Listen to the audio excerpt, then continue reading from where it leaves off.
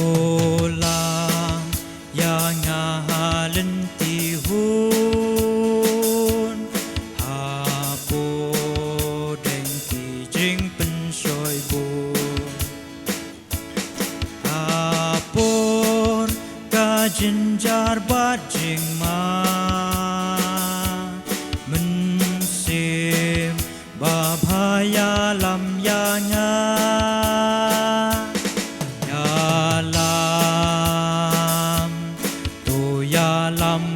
Simbabha yalam tu yalam simbabha yalam yalam yalam yang asyaying ipan haklau bashir kay ngashom kiso jong kajing jot kilom halen ti khut ba bet ba bha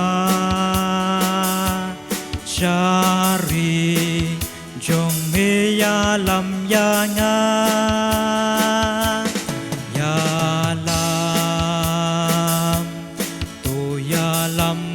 Simbabha yalam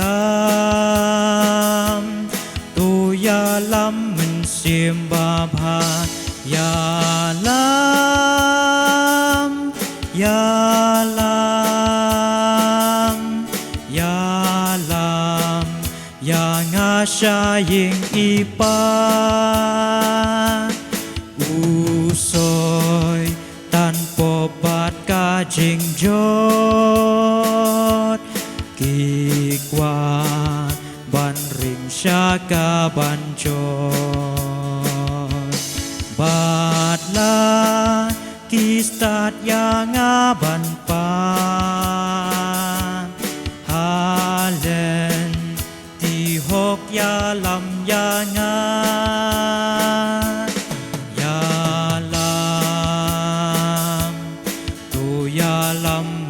Simbabha yalam tu yalam simbabha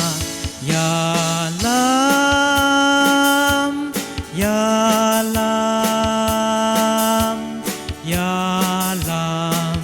yang asyaying ipan